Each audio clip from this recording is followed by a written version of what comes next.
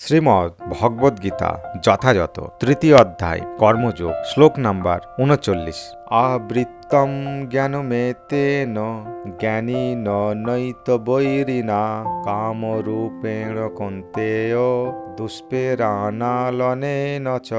শব্দার্থ: আবৃতম আবৃত, জ্ঞানম শুদ্ধ চেতনা, এতেন এর দ্বারা, জ্ঞানীন জ্ঞানীর, নিত্য বৈরিণা চিরশত্রুর দ্বারা, কামরূপেণ কামরূপ, কৌন্তেয় হে কুন্তিপুত্র, দুষ্পেরেণ অপূরণীয়, অনলেন অগ্নির দ্বারা। অনুবাদ: কামরূপী চিরশত্রুর দ্বারা জীবের শুদ্ধ চেতনা আবৃত্ত হয়। এই কাম দুর্বারিত অগ্নির মতো চির অতৃপ্ত। তাৎপর্য: মনুস্মৃতিতে বলা হয়েছে যে ঘি ঢেলে যেমন আগুনকে কখনো নেভানো যায় না, তেমনি কাম উপভোগের দ্বারা কখনোই কামের নিবৃত্তি হয় না। জড়জগতে সমস্ত কিছুর কেন্দ্রে আছে যৌন আকর্ষণ। তাই জড়জগৎকে বলা হয় মৈথুনাগার অথবা যৌন জীবনের শিকল।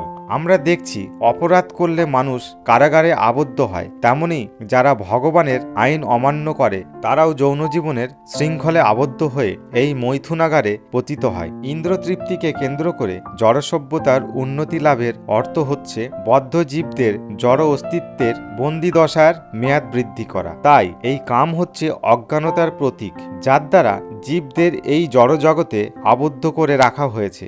ইন্দ্রিয় তৃপ্তি সাধন করার সময় সাময়িকভাবে সুখের অনুভূতি হতে পারে, কিন্তু প্রকৃতপক্ষে সেই তথাকথিত সুখই হচ্ছে জীবের পরম শত্রু।